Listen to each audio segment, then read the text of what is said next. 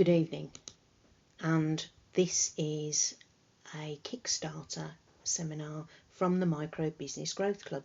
My name's Wendy Garcars, I'm the founder of the Micro Business Growth Club, and tonight's session is about kickstarting your audience building using storytelling. I wanted to do this session for a while because we've been using stories for hundreds of thousands of years, and we will continue to do that long into the future because they are powerful. They help us to connect with each other as human beings, but they help us through the emotional connection of the story itself. What I want to do is look at how we can utilise this powerful tool in the marketing of the services that we offer and the products that we sell. In order to do that, then, what I want to do is first of all give you a really simple process of steps that you can follow to make sure that you are setting the right conditions to be able to develop those stories for your business. So the first place that we have to start is by targeting our potential clients, and this is really important. You'll have heard this all before. You need to be understanding the demographics of your target population, your ideal client, create avatars, who they are, how old they are, what gender they are, where they shop, how much disposable income they have, their likes and dislikes, where they hang out on social media, all of those things. And they're important because you need to be able to tailor the services that you have to that profile, and then you need to be able to tell stories about your services that connect with that profile. So it's really, really important you take some time to understand what your ideal client looks like and what their preferences are. Once you've done that, then, to be able to do powerful storytelling for your business, you need to identify the 3 key messages that you want to be known for. And these are things like what you stand for, what the values of your business are, what your best products are, what problems that they solve, and how you want to connect, what you want to be known for in your marketplace. And keep those simple, because we don't want to overstuff stories. So it should be one story that delivers one key message. And of course you can build as many stories as you want and use them in different places. But the key thing is each story should have a central theme to it, almost like the moral of the story. What you then do is, having created those stories, you need to tell that story through the messages that you have created. And what that does is it gives you the opportunity to go through your history and find real examples of where you've been able to do that for your best clients. Using those real experiences bring your characters to life. I think we do have to be a little bit sensitive, because for some people, if you're a therapist or maybe for a financial advisor, you're not going to be wanting to use the details of your clients, their names and details as such, because you don't want them to be identified. And it's perfectly okay when you're using stories to change names in that way to protect the confidentiality of people. But nevertheless, these people have to be living and breathing. You have to bring those characters to life in the story. So spend a little time thinking about what that looks like and keep it concise. You know, nobody wants to be reading War and Peace.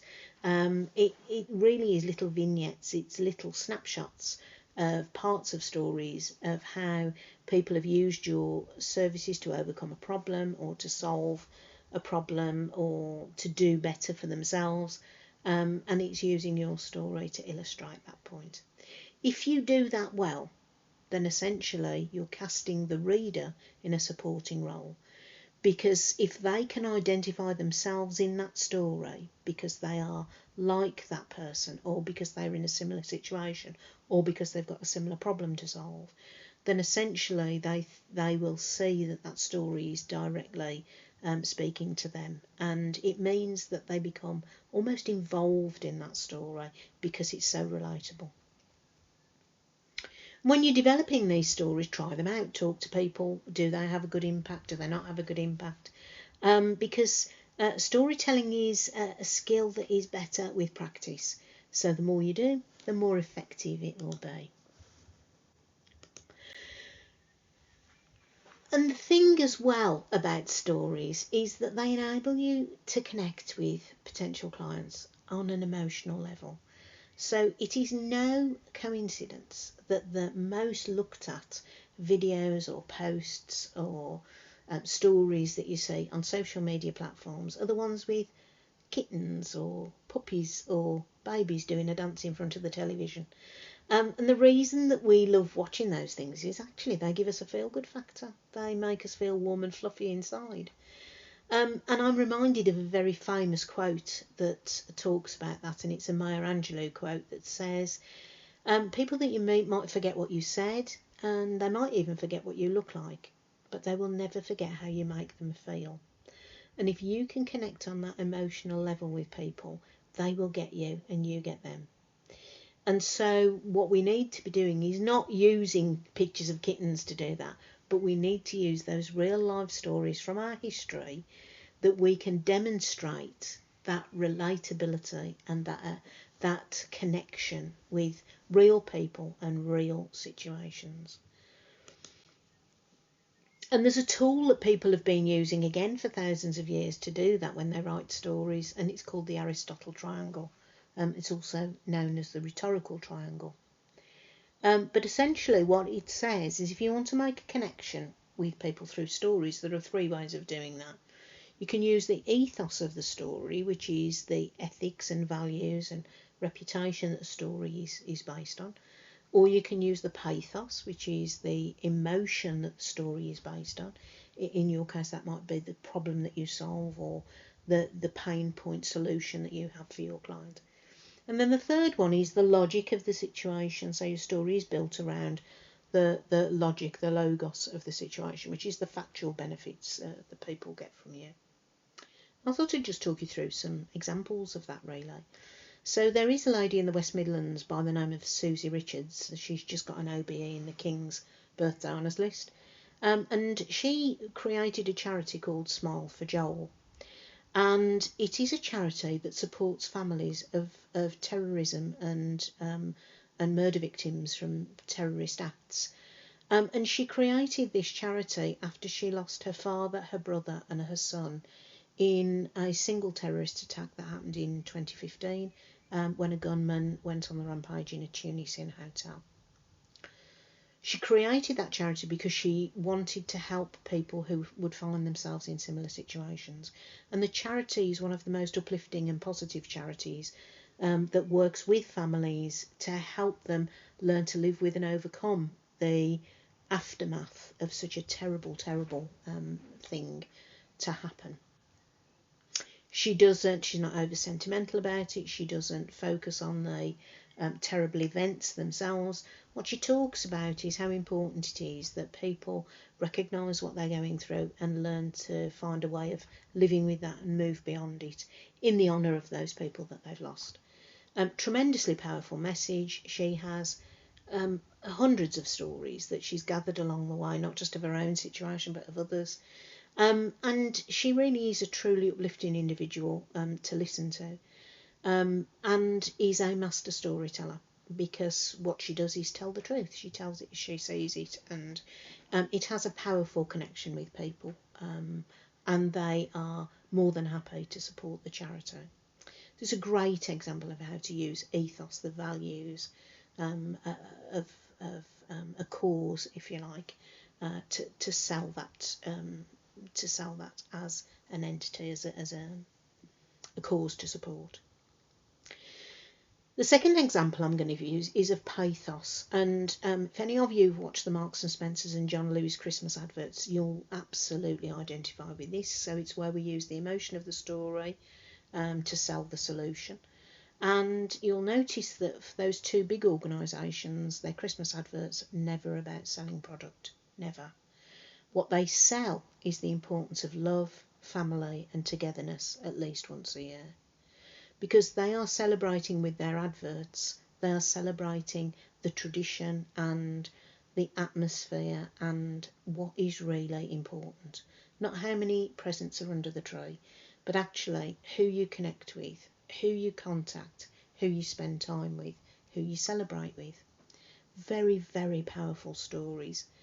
Visual, but actually probably more powerful because they're visual.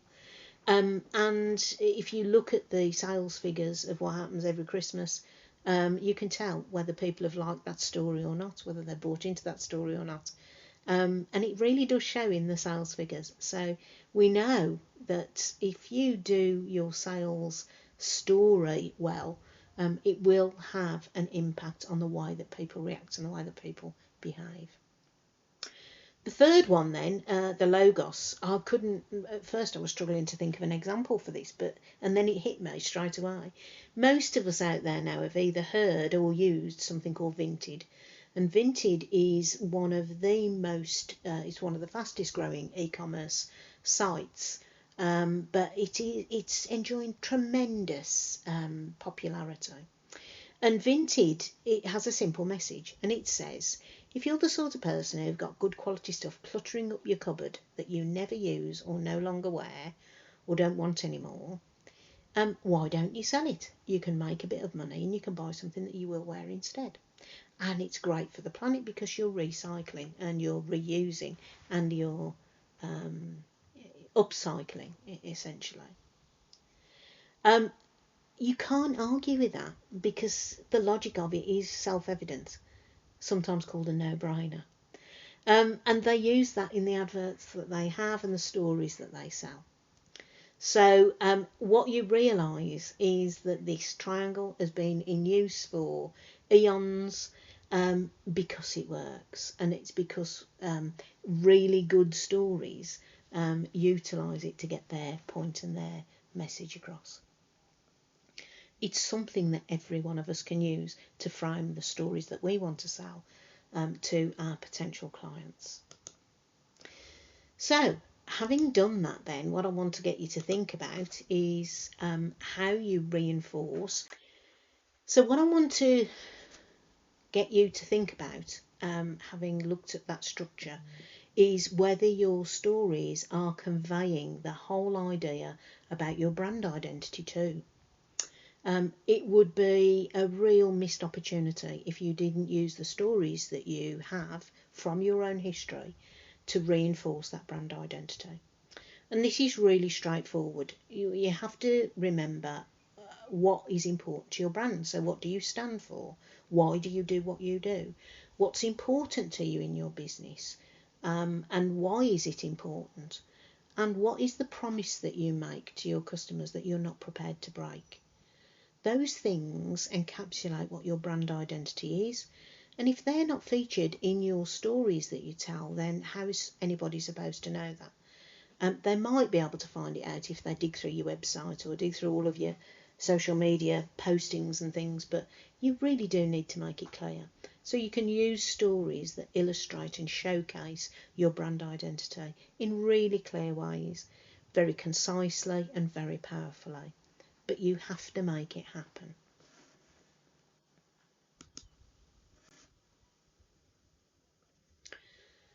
Having done that then, you need to be creating those relatable characters, and this is a process that I've used for a while in all sorts of guises, but particularly with storytelling, because it is a formula that works. So in any good story, you'll be able to identify who the villain is, you'll be able to identify who the hero is, and what adversity does the hero overcome to defeat the villain. It really is a timeless formula.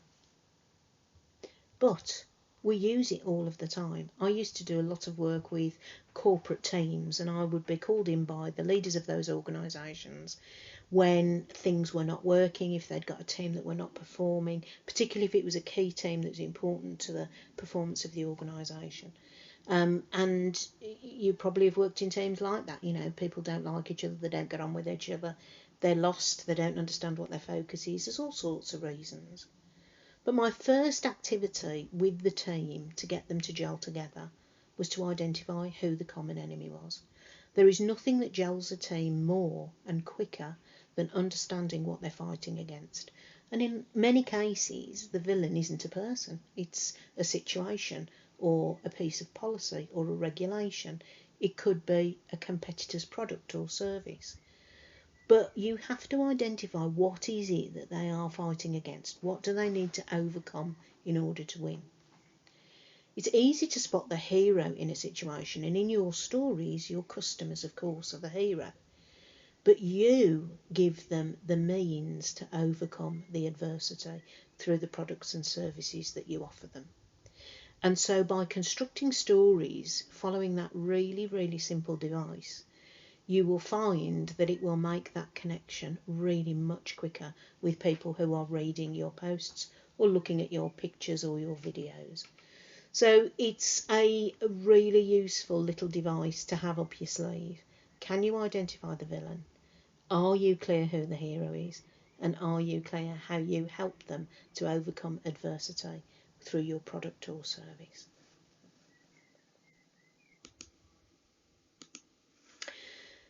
So this is a short presentation, and what I wanted to do was give you some really simple, clear giveaways to take away with you. And these are the 4 that I want you to take away. The first one is I want you to be able to use stories that demonstrate your why. Why do you do what you do? Why is it important? How are you connecting with those people? I want you to take away, secondly, how you use your stories to show your differentiators. So people won't buy you because you're the same as everybody else. They'll buy you because you're different. But if your stories aren't showing how you're different from your competitors, how are people supposed to know? So your story should showcase your difference so that people can clearly understand why they should use you as opposed to somebody else. Point number 3 that I'd like you to take away is how you can use your stories to create that brand loyalty. How you can connect with people and how you can get across your why so that they understand. The reality is that people buy from people they know, like and trust. And the trust bit is where the brand loyalty comes in. So what you want is people who will pick you because they connect with you, because they find you relatable. Your stories should help you to do that. And point number 4, use your stories to create and grow your tribe. So if you create a following, not all of those followers will be customers or become customers, but they get you, they can relate to you, they like to read your stuff, they like to connect with who you are, and they will talk to other people that may also be potential customers. So look at your tribe as a series of fans, followers that you are speaking to, and make the stories that you use about your business relatable for them. The more they connect with you, the more emotional connection you'll have, and the more powerful the marketing that you do will be.